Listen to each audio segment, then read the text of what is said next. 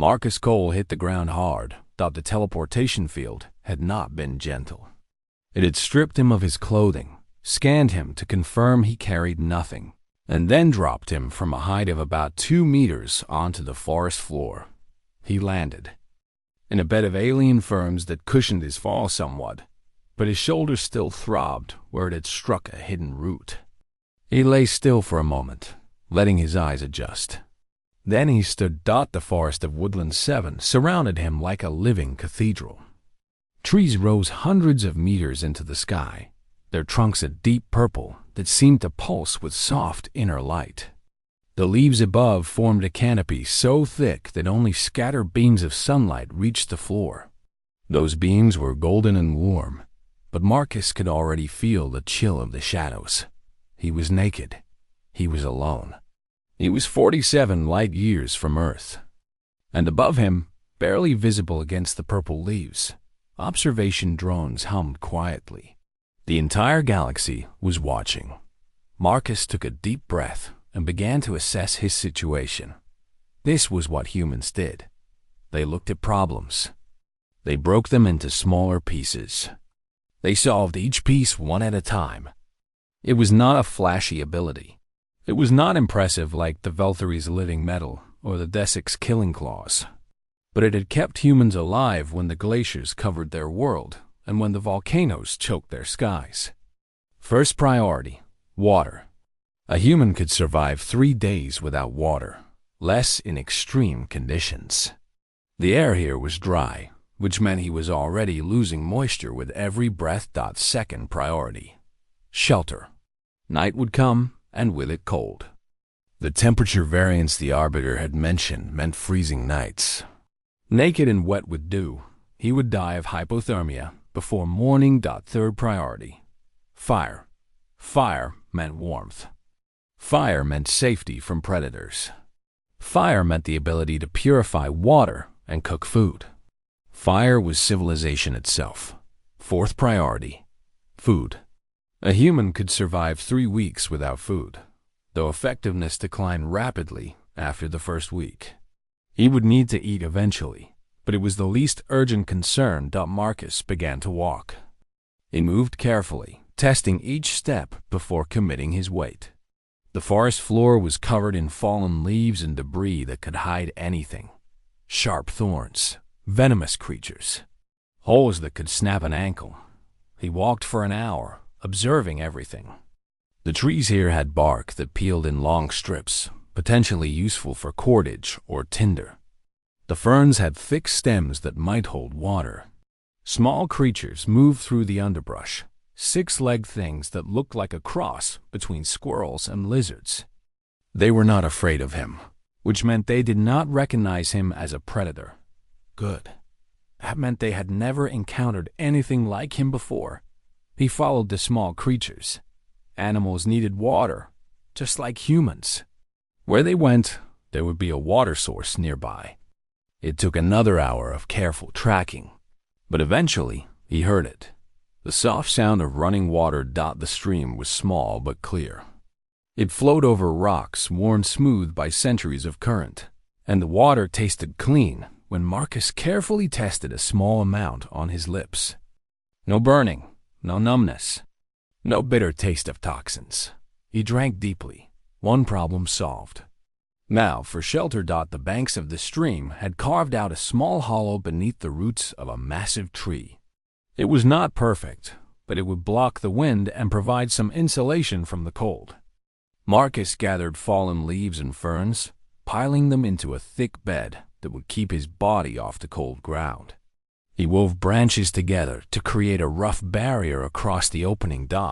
It was crude. It was primitive. But it would keep him alive through the night.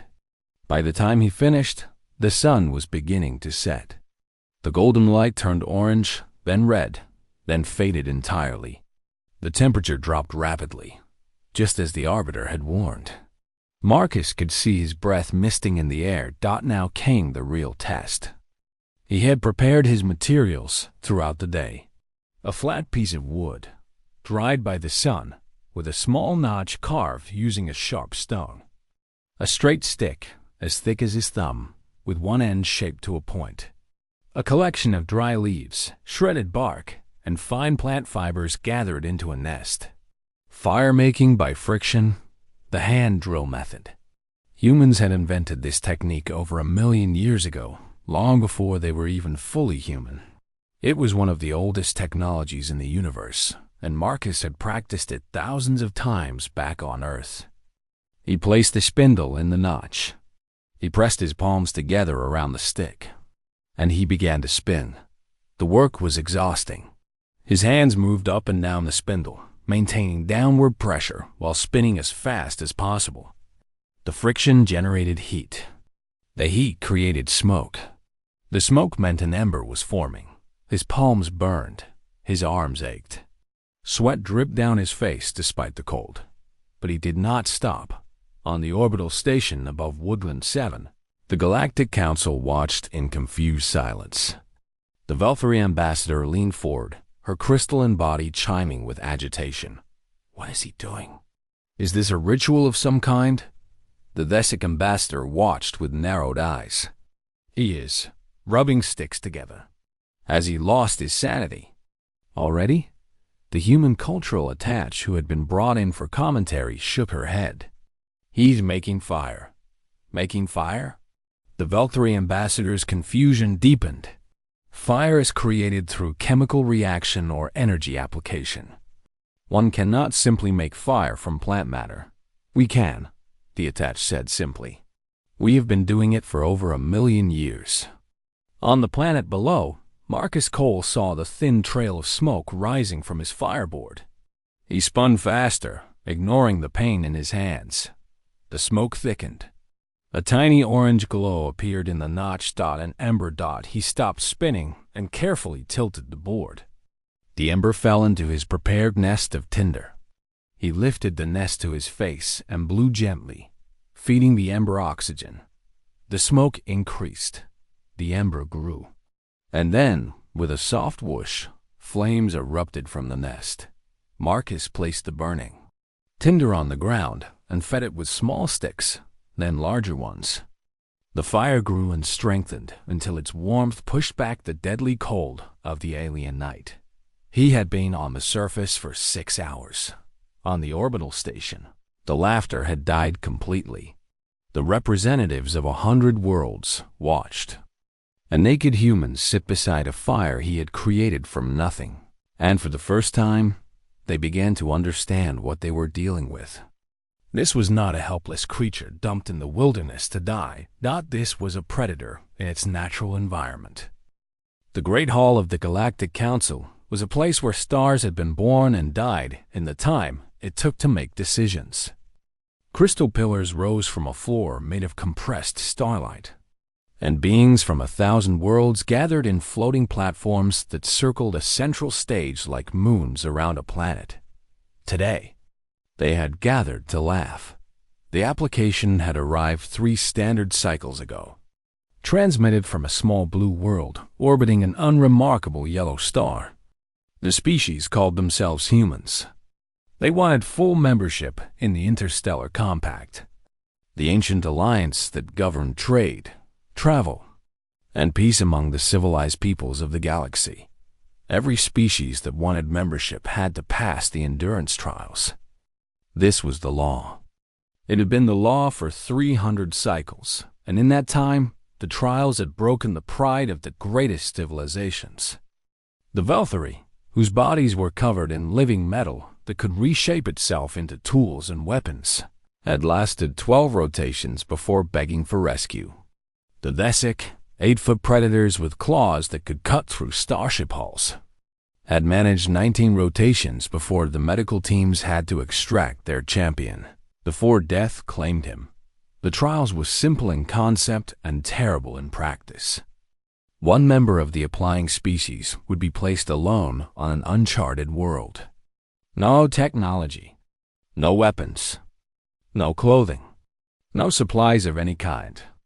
They had to survive for 30 rotations, using only what nature provided and what their own bodies and minds could create. Most species failed within the first 5 rotations. Many died. The ones who survived were never quite the same. Commander Eliza Chun stood on the central platform and looked up at the gathered representatives of 100 worlds. She was small by galactic standards, barely reaching the chest of most species present. Her skin was a warm brown, her hair black and cut short for practical reasons, and her eyes held a calm that many found unsettling. The crystalline arbiter floated down from its platform. It was ancient beyond measure, its body made of living crystal that had formed in the heart of a dying star. When it spoke, its voice sounded like glaciers grinding against mountains. "Human representative," the arbiter said. "You understand the nature of the trial you request?" "I do," Eliza replied. "You understand that your species may select any champion you wish, that this individual will represent all of humanity in the eyes of the Compact?" "I understand. We have made our selection." Murmurs rippled through the gathered representatives. The Desic ambassador, a massive creature covered in black scales, leaned forward in his platform. His voice was a series of clicks and growls that the translation systems converted to words. "We have studied your species," he said. "You are small. You are slow. You have no natural weapons. Your senses are poor. Your bodies are fragile." He made a sound that might have been a laugh. "What makes you think you can survive where the Volthori and my own people nearly perished?" Eliza smiled. It was not a comforting expression, though the ambassador did not understand this. Human smiles could mean many things. "We have selected Woodland 7 as your trial world," the arbiter announced. A holographic display appeared in the center of the hall, showing a moon covered in dense purple forests. The environment is classified as extreme. Temperature variance ranges from freezing to severe heat within single rotations. 73% of native plant life is toxic to carbon-based organisms. Local fauna includes predators rated at Class 4 danger level. The hall went quiet. Class 4 predators were the kind that hunted Desic for sport. "Perhaps," the Desic ambassador said, and there was something almost like pity in his voice now. "The humans would prefer a simpler challenge. We could arrange a lower-class environment. There is no shame in acknowledging limitations." Eliza turned to face him directly. She was so much smaller than him, a fraction of his size and strength, and yet she did not look afraid. "Woodland will be fine," she said. The ambassador's eyes narrowed. He did not understand this creature. She should have been afraid. Every species was afraid when they heard the trial conditions. Even his own champion, a warrior who had killed 100 enemies in ritual combat, had shown fear. This human showed nothing but calm certainty. "Very well," the arbiter said. "Present your champion." Eliza touched a device on her wrist, and the teleportation field activated. A column of light appeared beside her, and when it faded, a man stood on the platform. Marcus Cole was 34 years old. He was not large by human standards, and certainly not large by galactic standards. He stood just under 6 feet tall, with broad shoulders and hands that showed the calluses of physical work. His hair was brown, cut short, and his eyes were a green that reminded some observers of the forest they were about to send him to die in. He wore simple clothing that would be taken from him before the trial. He carried no weapons, no tools, nothing that would help him survive. And he was smiling. "Marcus Cole," Eliza said formally. "Champion of Earth, veteran of the Wilderness Survival Corps, expert in primitive technology and traditional survival methods." The Desic ambassador studied the human with growing confusion. "This is your champion?" "He does not look like a warrior." "He is not a warrior," Eliza agreed. "He is something far more dangerous." "And what is that?" Eliza's smile matched her champion's now. "A survivor. Our species has been surviving for 200,000 years. We survived ice ages that covered our world in frozen death. We survived volcanic winters that blocked out our sun. We survived predators larger and stronger and faster than us." She paused. "And we are still here." "They are not." The chamber fell silent. Marcus stepped forward and looked up at the gathered representatives of galactic civilization.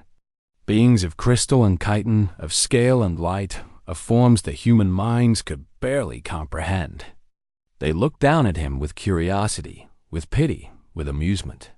They did not yet look at him with respect. That would change. "I am ready," Marcus said.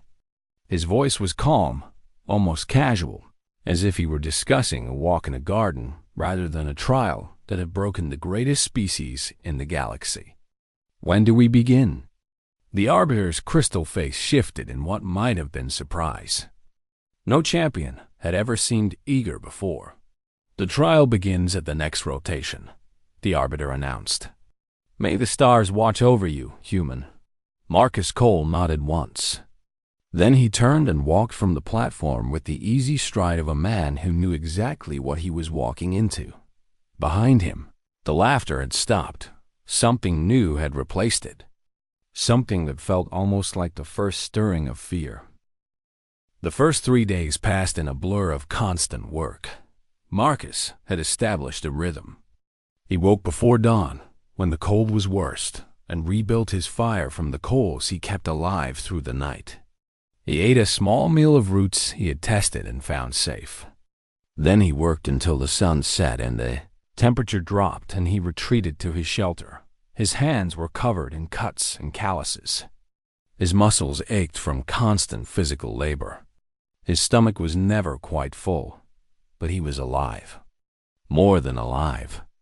He was adapting. On the 4th morning, Marcus began his most ambitious project yet. He had spent the previous days exploring the forest around his camp, mapping the territory in his mind. He knew where the edible plants grew. He knew where the stream ran deepest and where the fish gathered in pools. He knew where the predators hunted and what paths they favored.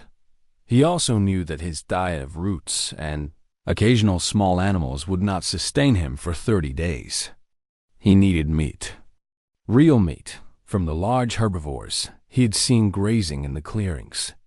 But those animals were fast and alert, and he could not chase them down on foot. He needed a weapon, not a club or a simple spear. Those required him to get close to his prey, and getting close meant getting hurt. The predators here were Class 4, fast and deadly. The herbivores were alert and swift. He needed to kill from a distance. He needed a bow. Marcus had chosen his materials carefully over the past 3 days. He had found a tree that grew in a spiral pattern, its wood dense and springy. He had tested dozens of branches, bending them to check their flexibility, before finding one that met his requirements. Now he carried that branch back to his camp and began the long process of crafting. First, he stripped the bark. He used a sharp stone that he had knapped himself, striking flakes from a larger rock until he had a tool with an edge sharp enough to shave hair. The bark came away in long strips, revealing pale wood underneath. Then he began to shape the stave. He worked slowly, carefully, removing wood from the belly of the bough where it would compress when drawn. He left more wood on the back where it would stretch. The balance had to be perfect. Too much wood removed, and the bough would break. Too little, and it would not bend far enough to store energy. On the orbital station, the observers watched in growing fascination. "What is he building?" the Valkyrie ambassador asked. She had been watching the human almost constantly for 4 days, neglecting her other duties. Something about this creature captivated her in a way she did not understand. The human cultural attached smiled. "A bow. It is a weapon that uses stored mechanical energy to launch projectiles at high speed." Stored mechanical energy? The Vesic ambassador leaned forward, his predator's instincts suddenly alert. "You mean a spring-based launcher?" "Of a kind. The bow is bent by pulling a string attached to both ends. The tension stores energy. When the string is released, that energy transfers to an arrow. which flies toward the target. The Vesic ambassador was quiet for a long moment. How fast does this arrow travel? A well-made bow can launch an arrow at over 200 kilometers per hour. With enough draw weight, it can penetrate armor. The ambassador's eyes went wide. And your species invented this. When? Approximately 70,000 years ago. Perhaps longer. The technology is considered obsolete now. Obsolete? We developed guns. Weapons that use chemical explosions to launch metal projectiles at over 1,000 kilometers per hour. And then we developed missiles and bombs and weapons that can destroy entire cities in an instant. The attach paused. The bow is what we give our children to play with. The Vesic ambassador said nothing more. He simply watched the human on the screen below, seeing him for the first time not as prey, but as something else entirely. Marcus worked on his bow for 2 days. He dried the wood carefully over his fire, drawing out moisture that would weaken the finished weapon. He shaped it into a gentle curve, thicker in the handle and tapering toward the tips. He carved notches at each end to hold the string. The string itself was a masterwork of primitive engineering. He had gathered fibrous bark from a tree near the stream, pounding it with rocks until the fibers separated. Then he twisted those fibers together, rolling them against his thigh to form cordage. 2 cords twisted together became stronger cord. 4 cords twisted together became rope. When he was finished, he had a bowstring capable of holding over 100 kilograms of tension without breaking. He strung the bow carefully, bending the stave and hooking the string into the notches. Then he drew it back, slowly, testing. The wood creaked. The string hummed with tension. He held it full draw for 3 seconds, then released, letting the string snap forward with a sharp crack. The bow held. The bow worked. Now he needed arrows. He selected straight shoots from young trees, each one as long as his arm and as thick as his finger. He dried them over the fire, then straightened them by heating and bending. He split feathers from a bird-like creature he had caught, using them to fletch the shafts. The fletching would make the arrow spin in flight, improving accuracy and stability. For the arrowheads, he knapped stone. He had found a type of rock that fractured in predictable ways. Similar to obsidian on Earth, he struck flakes from a core, then used pressure flaking to shape the edges, pressing carefully with a bone tool to remove tiny chips until the edge was sharper than any metal knife. By the end of the 6th day, Marcus had a bow with a draw weight of 60 pounds and 12 arrows, tipped with stone heads that could pierce the hide of any animal on the planet. He tested his weapon on a fallen log, drawing and releasing from 20 meters away. The arrow struck with a solid thunk, burying itself halfway through the wood. Marcus smiled. It was not a kind smile. On the orbital station, the Vesic ambassador turned to the human attached with something new in his eyes. It might have been fear. Your species, he said slowly. You developed all of this. The fire, the tools, the weapons. And you did this before you had technology? Before you had starships and computers? Long before, the attached confirmed. We developed all of this when we were still living in caves, hunting animals with our bare hands. We were weak and slow and fragile, surrounded by predators that should have eaten us to extinction. But we had one advantage that no other species on our planet could match. And what was that? The attach pointed at the screen, where Marcus Cole stood with his bow in hand, a weapon born from nothing but wood and stone and human ingenuity. We learn. We adapt. We make tools to overcome every obstacle. And then we make better tools. And then we make even better tools after that. We never stop. We never give up. We keep improving until nothing in the universe can stop us. The ambassador looked back at the screen. The human was walking into the forest now, bow in hand. moving with the silent purpose of a hunter who knew exactly what he was doing. For the first time in his life, the Galactic ambassador understood what it felt like to be prey. The first kill came on day 7. Marcus had tracked the herbivore for 3 hours through the purple forest. It was a large animal, something like a deer but heavier, with 6 legs and a hide covered in coarse brown fur. It grazed in a small clearing, unaware of the predator watching from the shadows. He moved in complete silence. Every step was placed with care, avoiding dry leaves and brittle twigs. He kept downwind, ensuring his scent would not reach the animal. He had learned these skills as a child, hunting with his grandfather in the forests of Montana. Now those skills would keep him alive. He drew his bow. The string creaked softly as tension built in the wooden limbs. He sighted along the arrow, aiming for the spot just behind the front shoulder where the heart would be. He released. The arrow flew true, crossing 30 meters in less than a second. It struck the herbivore exactly where he had aimed, penetrating deep into the chest. The animal staggered, ran 3 steps, and collapsed. Marcus approached carefully.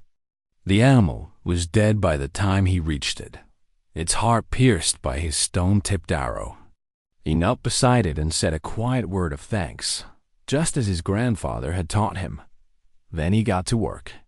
He field-dressed the animal where it fell, removing the organs and draining the blood. The meat would spoil quickly in this climate, so he had to work fast. He cut the carcass into sections he could carry, wrapped them in broad leaves, and made 3 trips to bring everything back to his camp. That night, he ate his first real meal in 7 days. Fresh meat, roasted over the fire, more food than he could finish in one sitting. He ate until he was full, and then he preserved the rest. He built a smoking rack from green branches, positioned above his fire where the smoke would rise and envelope the hanging strips of meat. The smoke would draw out moisture and kill bacteria, preserving the meat for weeks. He had enough food now to survive the remainder of the trial, but Marcus was not thinking about survival anymore. He was thinking about thriving. Over the next week, he transformed his primitive camp into something that could only be called a home.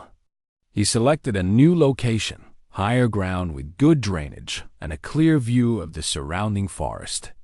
He began construction with the careful planning of an architect. The walls came first. He cut saplings and drove them into the ground in a circle, then wove smaller branches between them to create a lattice. He gathered clay from the stream bank, mixed it with dry grass for reinforcement, and packed it into the lattice until he had solid walls that would block wind and hold heat. The roof was more complex. He bent flexible poles into arches, tied them together at the peak, and covered them with layers of bark shingles overlapped to shed rain.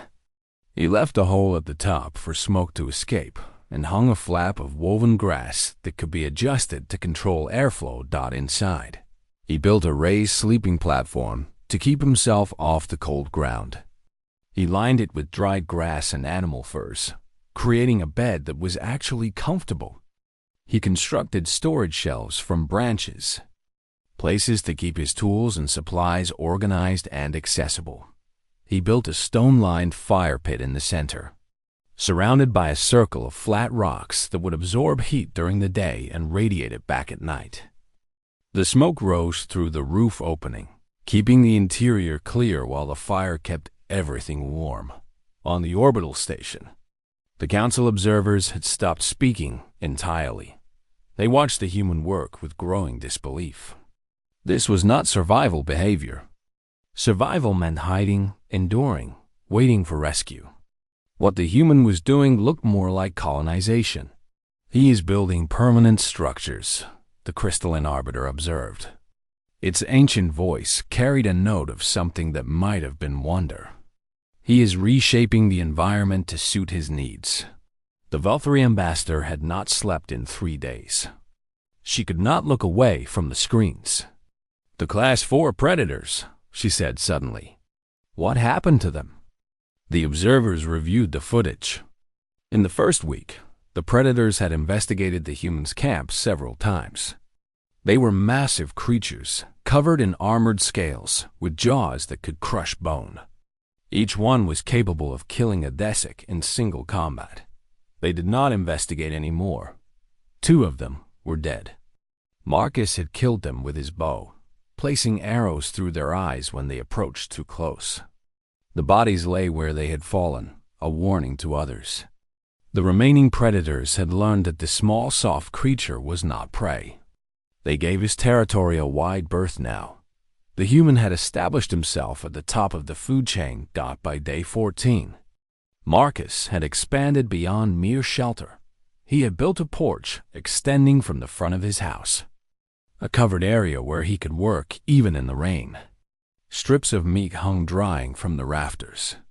Tools hung from pegs driven into the posts, everything organized and within easy reach. He had dug a pit lined with clay and filled with water, a container that stayed cool even in the midday heat. He kept fresh meat there, preserved fish, roots and tubers that would last for weeks. He had started a garden. The Arbiter had noted this with particular fascination. The human had transplanted edible plants from around the forest, gathering them into clear plots near his shelter. He watered them from the stream, using containers he had woven from bark. He was establishing agriculture.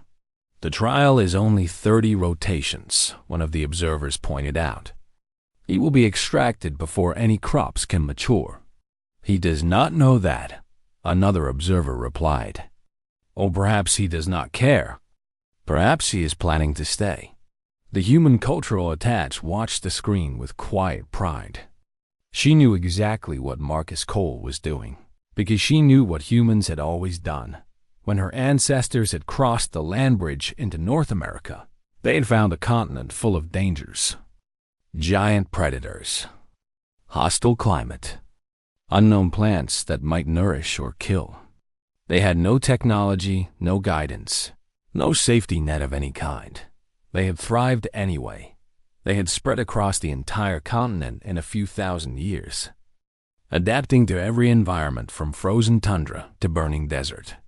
They had hunted the megafauna to extinction, not because they were stronger or faster, but because they were smarter. They learned the habits of their prey. They made better weapons. They worked together. They never stopped improving. And when the ice ages came, when the world froze and lesser species perished, humans survived. They built shelters. They made clothing from animal skins. They used fire to push back the cold. They emerged from the frozen times stronger than before. This was what humans did. This was what they had always done. Marcus Cole was not trying to survive the trial. He was trying to conquer a world. On day 20, he began work on an irrigation system. He dug channels from the stream to his garden plots, lining them with clay to prevent water loss. He built a small dam to control the flow. He was thinking about permanence, about growth, about a future beyond the trial. The council watched in silence. And for the first time in 300 cycles of endurance trials, they understood that they had made a terrible miscalculation. They had designed the trials to test species at their limits, to find the breaking point of civilizations. They had not considered that some species had no breaking point. Day 30 dawned cold and clear on Woodland-7. Marcus Cole woke before sunrise, as he had every day for the past month. He built up his fire from the coals that had burned through the night, adding carefully selected pieces of dry wood until the flames crackled warmly. He put water on to boil, dropping in a handful of dried leaves that made something close to tea. He stepped outside his shelter and looked at what he had built. The main structure stood solid and weatherproof, its clay-daubed walls showing no cracks despite the extreme temperature swings. The covered porch extended out front, cluttered with the tools of survival, his bow and quiver of arrows, snares for catching small game, fishing lines wound around wooden spools, containers of various shapes holding supplies he had gathered. beyond the shelter. His garden plots showed rows of transplanted vegetables, carefully weeded and watered. The irrigation channels carried water from the stream without his constant attention. Dried meat hung in a smoking hut he had built beside the main house. Fish dried on racks in the sun. He had not merely survived. He had built the foundations of a civilization. The retrieval field, activated without warning. One moment Marcus was standing in front of his shelter, teacup in hand, contemplating the morning. The next moment, white light enveloped him, and then he was somewhere else entirely. The orbital station's teleportation platform was cold beneath his bare feet. He stood there for a moment, blinking in the artificial light, adjusting to the sudden change. His handmade clothing, leather and fur from animals he had hunted, seemed out of place in this sterile technological environment. The council chamber stretched out before him, exactly as it had looked 1 month ago. Crystal pillars, floating platforms, representatives from 100 worlds, gathered in their positions. But something was different now. No one was laughing. Marcus walked forward, and the crowd parted before him. He moved with the easy confidence of a man who had faced Class 4 predators and won. He climbed the steps to the central platform where Commander Eliza Chun waited, her face showing relief that she had not allowed herself to feel until this moment. "Champion Cole," the crystalline arbiter said. Its voice still sounded like grinding glaciers, but there was a new note in it now, something that might have been respect. "You have completed the endurance trial." "I have," Marcus agreed. He held up his bow. "Would you like me to demonstrate my weapons?"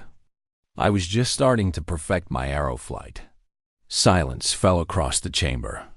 The representatives exchanged glances, trying to understand this strange creature who spoke of deadly weapons as casually as one might discuss a hobby.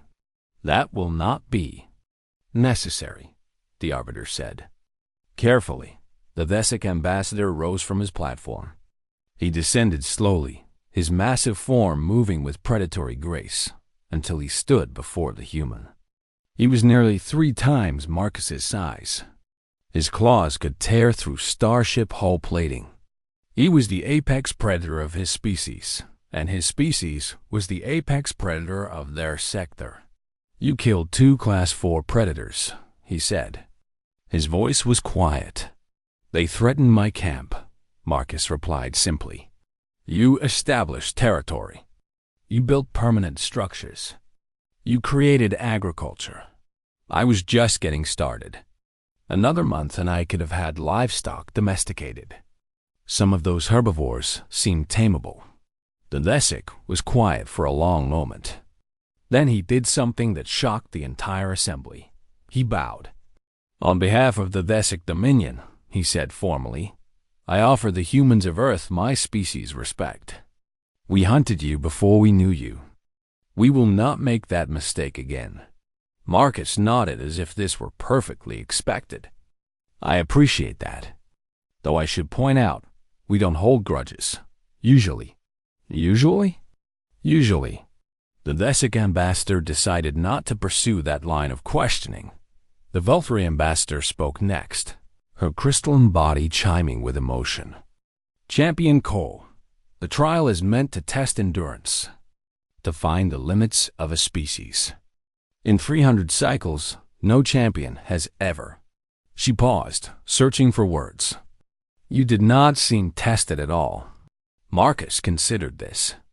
"Well, the first few days were challenging. Getting fire started is always tricky in an unfamiliar environment. And I was worried about the predator situation until I got my bow working." He shrugged. "After that, it was mostly just work. Not easy work, but not impossible either." "You built an irrigation system," the arbiter pointed out. "You were establishing permanent agriculture. These are not survival behaviors. These are colonization behaviors." "I suppose they are," Marcus agreed. "To be honest, I was planning to ask for an extension." I wanted to see if I could get the irrigation running to the lower gardens before extraction. The chamber erupted. Representatives shouted questions, demanded explanations, expressed disbelief in a dozen languages. The translation system struggled to keep up with the chaos. In the center of it all, Marcus Cole stood quietly, waiting for the noise to die down. When silence finally returned, the Arbiter spoke. In 300 cycles of endurance trials, it said, 900 species have been tested. Some have survived. Many have failed. All have suffered. The ancient crystal being paused. You are the first to thrive. You are the first to ask to stay. Marcus nodded. With respect, the trial was designed to test species from this region of the galaxy. Species that evolved on gentle worlds with abundant food and mild climates. Earth is not a gentle world. Our food was not abundant. Our climate was not mild. He looked around at the gathered representatives. Every day of human existence has been an endurance trial. Every generation of my species has faced extinction and refused to accept it. We did not survive because we were strong or fast or protected by natural armor. We survived because we adapt. We learn. We make tools that let us overcome any obstacle. He held up his bow, this primitive weapon of wood and string and stone. Your species have starships and energy weapons and technologies that my ancestors could not have imagined. But take all of that away, and what do you have? He smiled. We have everything, because we can make everything from nothing. In a generation, we could rebuild civilization. In a century, we would be back among the stars. The chamber was completely silent. That is why we are here, Marcus continued. Not because we think we deserve membership in your compact. Not because we want your technology or your trade routes or your protection. We are here because we have been alone in the universe for our entire existence, and we are tired of being alone. We want to join you. We want to be part of something bigger than ourselves. We want to help. He lowered his bow, and in return, we offer you the one thing we have always had. The one thing that kept us alive through ice ages and volcanic winters and every disaster our world could throw at us. And what is that? The Arbiter asked. Marcus Cole, champion of Earth, survivor of the endurance trial, smiled. Hope, he said. We offer you hope. Because no matter how bad things get, no matter how impossible the situation seems, humans never give up. We keep fighting. We keep adapting. We keep building. And eventually, we win. The vote for humanity's admission to the Interstellar Compact was unanimous. In the centuries that followed, humans spread across the galaxy just as they had once spread across Earth. They colonized worlds that other species considered uninhabitable. They solved problems that had stymied civilizations for millennia.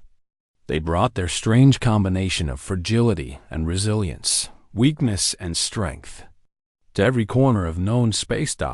And whenever young species asked why humans were so respected, why even the Thesic treated them as equals, the elders would tell them the story of Marcus Cole, the story of a creature who walked naked into a hostile wilderness and emerged having conquered.